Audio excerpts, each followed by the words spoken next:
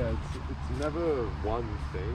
It's always the mix of everything. Yeah. So it's going both fast and slow, so that you can try and catch them out. It's the change between the things that catches people out. You want to be postured bigger, so with that leg, you're going to want to do big steps and then switch to a little steps.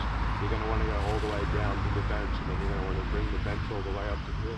It's mixing it a lot. Yeah, my main focus is to try and work that kind of football step in with the Dorello a little bit, so I can try and take their space. But like you're saying with like the Katana Royale or that definitive clamp or the Katana, I keep getting that bump, but then I keep doing the frontline Dorello, and as I do, it releases that pressure where I really need to get like that bump and then take the space and then do it again, like more like a zigzag football step. Exactly. But I think the main thing for you is I think focusing on going both between fast and slow so that you can do multiple ranges. Yeah. Yeah. They just still come back, bring this high. Exactly. But they're too fast. Yeah. Picking back. Exactly. Yeah.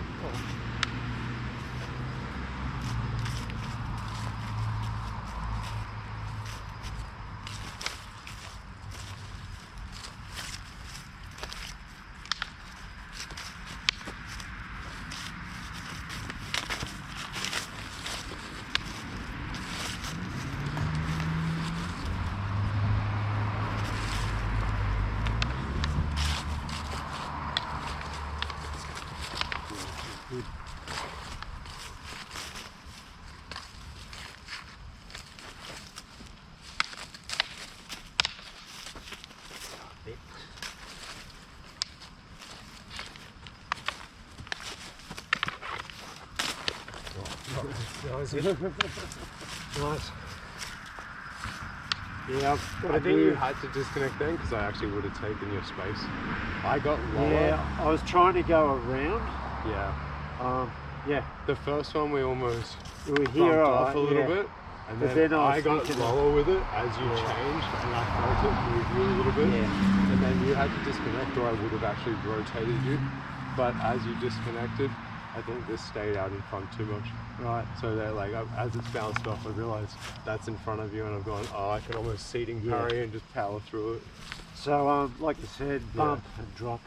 Yeah. My goal was though, hoping that if you did push back on that next one, was to turn and get that clamp. And if you try to do anything with that other, then you can drop all the way on and clamp that or ground the tip of this. But it's, once again, it's thinking that defensive setup for it, so that if it doesn't work, then I can go to offense. But I'm not going to get surprised if it goes wrong. And really, once we get to this bump, it's very Tanto. Yeah. Like, can I drop? Can I drive? It's a lot of feel. Yeah. And that's where like you'll see Ray a lot of time, or almost just lower, and he's watching. Yeah. And he's going, what are you doing? Push back. Whatever. Exactly. He wants to feel, and he's going, can I bump and turn that? Or as I do that, are you going to do something else? Yeah. And like frame or like separate your hands or change levels, or are you going to just, are you shifting back and then going to shift forward your weight? Like, maybe it was just to try and make me extend my hands, and then you're going to bump me. Because if people don't follow with their feet, sometimes it's good to do that tiny retraction. Yeah. If they're both here and you pull back, and I do this, now you can do it. Oh, yeah, exactly. So I'm like, that tiny pullback works sometimes on some people.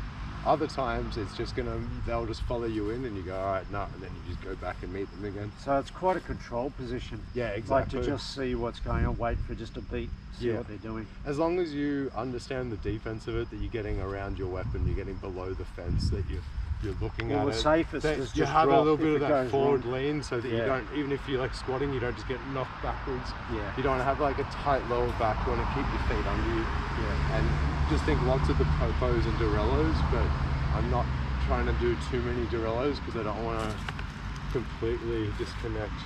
Like as I come round. Yeah. Yeah.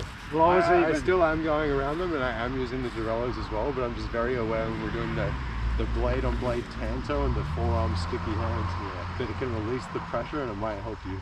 Well, that's what happened to me when I was thinking of the football step or change an angle.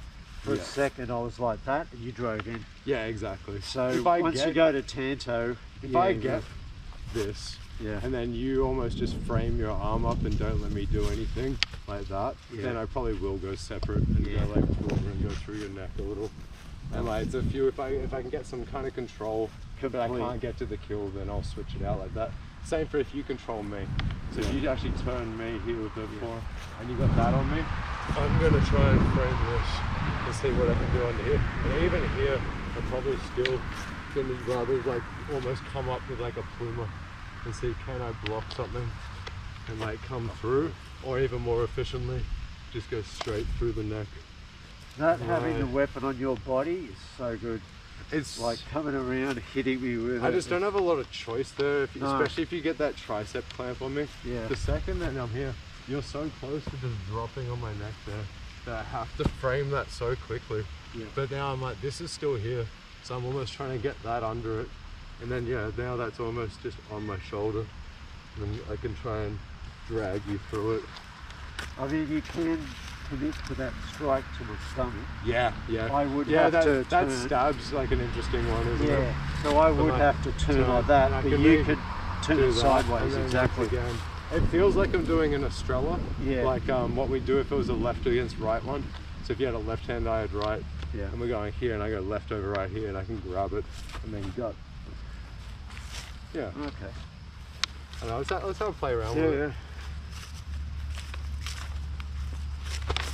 I gotta change levels. Yeah, that was more of a punch. I'm there going. What? Yeah, I'm going like that. I just need to. I'm not changing enough. I need to get lower. Yeah, I'm trying to drag and pull through. Yeah. Yeah, I was expecting more of a bump. Yeah. I just felt your glove in my face. I went, what happened? That's it, like I realised I'm like, oh, it's here, and your arms are just enough out. Yeah. Then I went, I can almost just get this. Yeah, that's what I saw. I think as I've done that, I think you pull your hands back, and Yeah, it's made me pull that in. Like, yeah, I'm like, yeah, you said it was almost like I just jabbed you or something. I thought I was just jabbing. Interesting. Worried about the katana, I'm getting jabbed.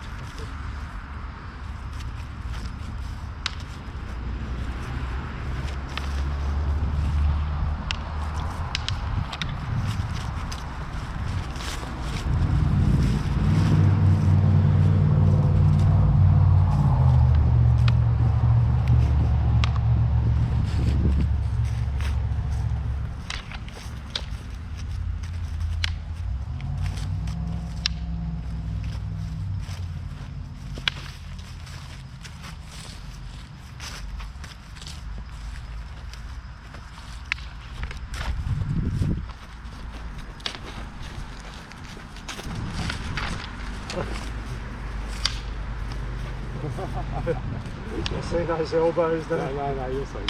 Yeah, good.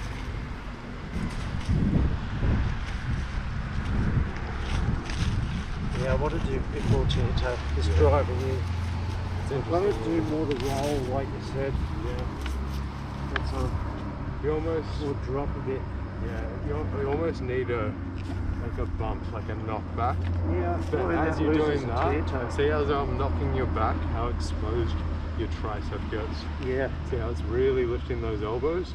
You just need to get it then. Right. So it's at the peak of that bump that you need to like step and rotate. Maybe the bump is partially from your stepping in. Yeah. And now that's already there for the rotation for you to then clamp your legs locked behind. So if you try to step back now, now it doesn't work. And you can drop onto the wrist if you need to there if they turn that into you. Yeah. Yeah. So just try that out to get that like bit more of a bump. See how much that is. But now do that same bump and use that back right leg to step as you do the motion. Yeah. See how you already automatically. Yeah. If I come back, yeah, exactly. Your leg automatically is hooked. Yeah. I'd have to try and unhook this.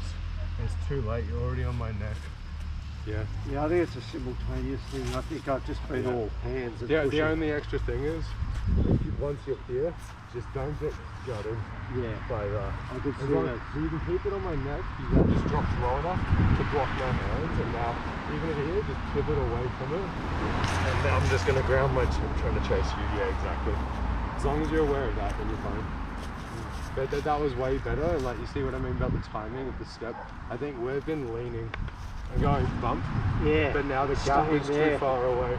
We need to step with the bump or it's just not covering it, and you can't go bump then step. It has to be simultaneous. Yeah. And my mentality has been a bit more of like, as I'm here, then I'm like trying to step and then push in. That's what I'm talking about with that football step. So maybe I'll lean a little bit here at first, but it almost feels like I'm stepping in and then pushing this way. Are you in a spot where you could lose your balance at that mid-step? The first part, as long as I lean this in first, lets me get the next one to pivot around. Okay. So I don't push and lean in first, Yeah. and I just kind of step in. Yeah, Exactly. Mid-step, I'm on one foot and you're on balance, and I haven't actually added any pressure or weight yet. So I'm like, I need that initial almost lean, and now off the lean, I can step and turn. Or even better, if I feel that that's here, and I feel you put pressure in, and then I can just turn and release it. So I'd rather, that's why a lot of time I add that lean at the beginning, because if you push backwards, then I've already got the turn on you. Yeah. It's much easier to make you fall forward by releasing the pressure than it is to use my body weight to knock you aside, especially because I'm skinny. If I was maybe a bit bigger, might be easier just barreling into them. Well, it's still working when you lower yourself. Exactly. Like you said, it's a very Tanto sticky hand kind of situation. That if you do that bump on me and you feel me push back, now it's better to do the release. Yeah, exactly. I've fallen, and you're still aware of the same thing. But it's good that it doesn't change whether you're the person initiating the drive or you're releasing it so they fall. The setup's almost the same, the footwork and the follow-up. So I also recommend most people with the grip that we have, where we got the left hand on top here, will favour that side, because we usually have our left foot forward for defence. So we're used to stepping in with the right and coming around this side here. This so side every now and then, try the other and see if you can push, and then still get all that same kind of thing. You'd be surprised. If it messes up on this side, think of the, you know, when you're left over right with the Estrella, and then you come upwards afterwards. It's the same with this, where it's like doing like a Cossetti or a Casada, and then off that, if we disconnect and I don't get the bump, I'm coming up and around. Exactly. That's right. If the moment your wrists are crossed like that, then that upward slice is a better option. It's just this doesn't feel exactly. strong. I think it's just not as nice on the setup. No. But say we're both here like this, and you didn't attack at me or something back, if I could then come in and then just go for it. I've covered the wrist, I've covered the neck. But if as I go in, you disappear like this, maybe I can get the wrist. That's good because that turns it back to my roof block. So it means that you've got ambidextrous entries on both sides, and it means everything goes back to your main defense and roof block and your left foot forward on both sides if it messes up. Okay. Yeah. Do you want to just do another minute and then we'll call it? Yeah, give it a go. Easy. Yeah, I didn't feel the Tanto enough. I've got to work that out. Does that work? Exactly. And that's going to happen a lot. Yeah, I'm losing it.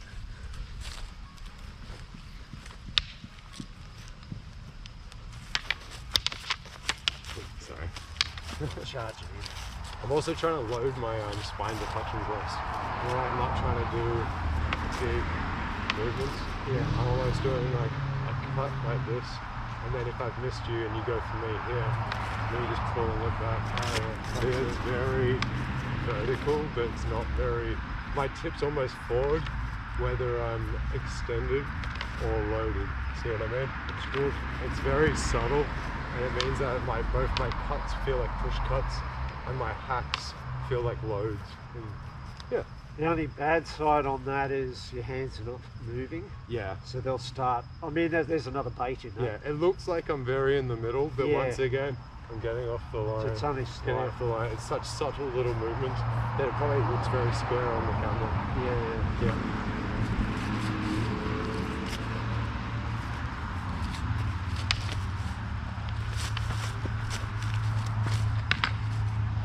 It's really just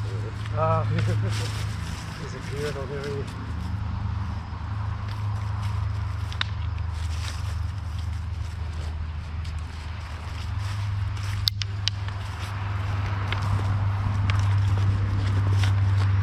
Getting the knockback, I'm just not getting the I'm not getting the tricep.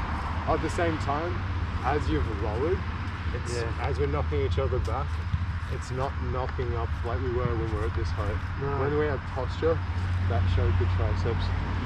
Now we're down here. Yeah, the thumb's not going. It's not giving us the triceps, so it's kind of taking away that setup now. It's interesting. But if you're going to leave your elbows down, I'm now looking at more of like the washing the hand, one-handed setups again. Right. I'm looking at the reverse pluma mostly. So if we're down. So I'm here, and that doesn't do anything. See what I mean?